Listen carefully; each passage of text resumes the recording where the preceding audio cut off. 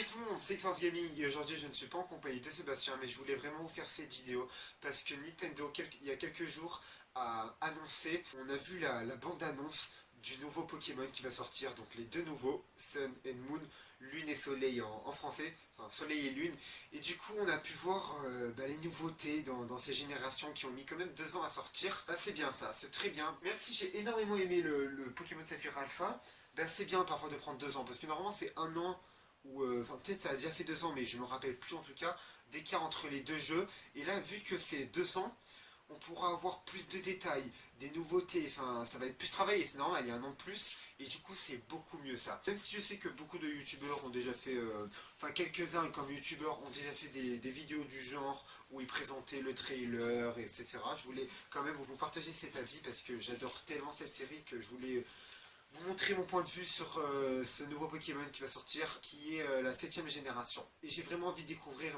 ce jeu et l'environnement, les Pokémon, enfin bref, tout ce qui constitue un bon Pokémon. Donc on va commencer par la découverte des 2 jaquettes. Donc comme vous pouvez voir, les Pokémon légendaires. Oh putain, quand je les vois, j'ai vraiment envie d'y jouer. Du coup, on peut voir un lion pour Pokémon Soleil et un Pokémon un peu au genre chauve-souris. Très bizarre d'ailleurs le Pokémon, j'adhère pour les deux, ils sont très très beaux. Il faut les voir en action, en combat pour voir s'il va le coup vraiment. Et j'ai vu sur quelques sites, je me suis un peu renseigné, c'est pas sûr, ce sont des théories, des hypothèses, que le Pokémon sur Pokémon Soleil s'appellerait Solgaleo et pour Lune, Luna Ala.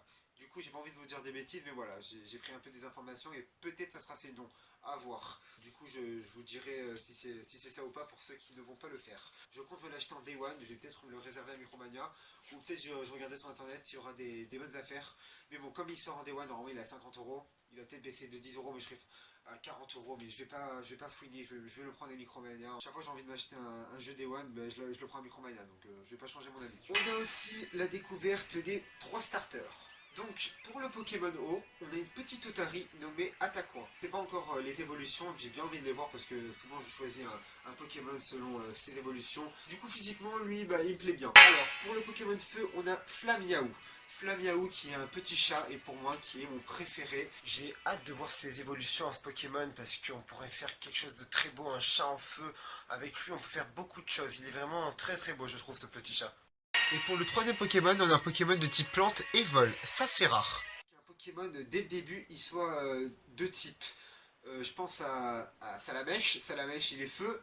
Et après, arrivé à Dracofeu, il est feu-vol. Mais ça arrive pour plusieurs Pokémon d'avoir 2 types à arriver à la 3ème évolution, ou même à la 2ème. Mais là, du coup, c'est la première, et il ressemble, lui, à un petit hibou. Et on se retrouvera dans une nouvelle région, Aola. Donc, comme je vous le rappelle, il y a chaque fois les régions, il y a Kanto, Hoenn, Johto, je me rappelle pas de tous, Kalos aussi. Et là, on aura Aola, Alola pour la 7ème génération. Cette 7ème génération qui s'annonce fort en émotion. Et la région aura des ressemblances, comme vous pouvez le voir, à Hawaï, l'île Pacifique, c'est un peu du même genre, très très exotique. Il n'y aura pas que la jungle, il y aura aussi des villes et tout, enfin comme dans tous les Pokémon. Mais sachez que dans ce Pokémon, en sachant qu'ils ont pris 2 ans, il y aura beaucoup de nouveautés, de nouvelles capacités. Dès le début, on pourra avoir de nouvelles capacités. Normalement, les capacités du début, c'est charge, vive attaque, tourniquet, rugissement. Là, peut-être, on aura encore des nouvelles choses. Donc ça sera vraiment cool. La personnalisation de notre dresseur. Au lieu de choisir que le nom, le sexe de notre dresseur, on pourra choisir ses yeux, ses cheveux. Enfin, je pense, si c'est ça la personnalisation. Et ça, c'est hyper cool. Enfin, maintenant, chacun aura son style. On ne ressemblera plus à tout le monde. On sera un dresseur unique. Ça, c'est hyper cool. Du coup, on a un peu la tête de notre rival. Apparemment, c'est lui. Je penserais que c'est lui aussi. Donc voilà, le rival qu'on retrouve dans tous les Pokémon. Du coup, lui, quand on prend par exemple le Pokémon O, il va prendre le Pokémon Herbe. Il prend toujours le Pokémon au-dessus du nôtre. Mais bon, on le baisse tout le temps. Sachez-le, on le baisse tout le temps. Le Peggy, comme vous pouvez voir, est Peggy 7. Du coup, ça peut être pour des enfants de 7 ans comme des adultes, bien sûr. Mais bon, voilà, la difficulté est vraiment pas élevé, c'est pour ça que le rival, souvent, on peut le tuer facilement. Et on aura aussi beaucoup plus de détails. de meilleurs graphismes, peut-être dans les, comment ça s'appelle, les combats, les actions seront encore mieux détaillées, on aura des meilleurs, au niveau des capacités, ça sera encore plus détaillé. D'ailleurs, je trouve qu'au niveau de XY, à partir des XY, ils ont vraiment beaucoup plus travaillé sur ça, et là, ça sera encore plus travaillé, plus de détails sur les maisons, plus de détails sur les dresseurs. Les dresseurs seront apparemment beaucoup plus importants qu'avant, en gros, ils auront plus un impact sur l'histoire. Je pense bien sûr qu'il y aura des rivaux. Un ou deux, un rival, enfin quand je parle des rivaux c'est les teams, Team Aqua, la Team Rocket, enfin voilà, vous connaissez tout ça, la Team Plasma pour Pokémon de Diamant, Perle et Giratina, si je Giratina, Platine, oui, enfin Giratina et le légendaire de Platine. Et voilà, je me tâte de savoir qui sont les méchants de ce jeu, parce que bah, à chaque fois les méchants...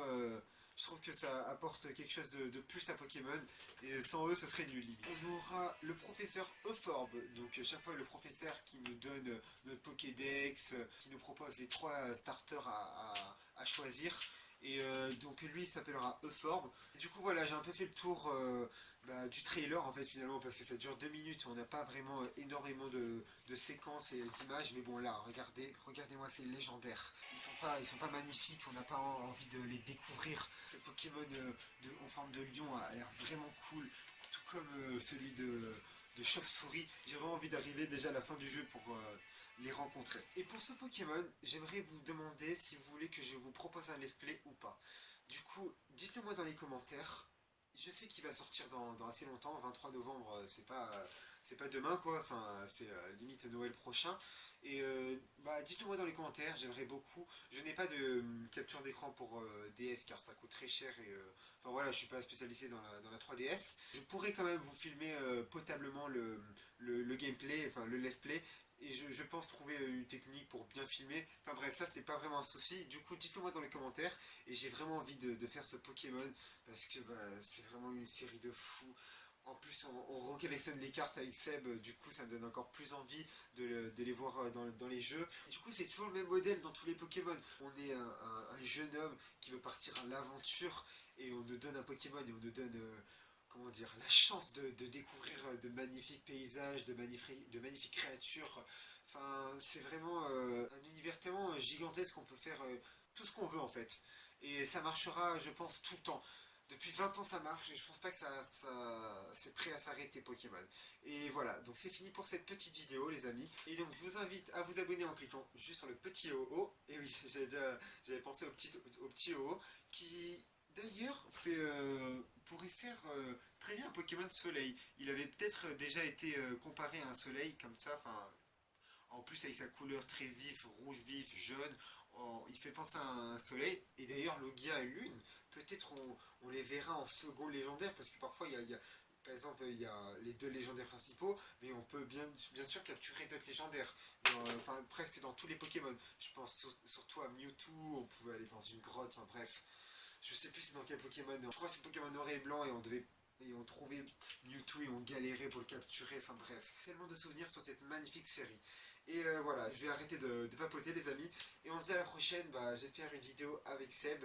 Et en plus Seb, la PS4 c'est très prochainement que vous la voyez sur la chaîne, sachez-le. Et du coup je suis hyper content pour lui.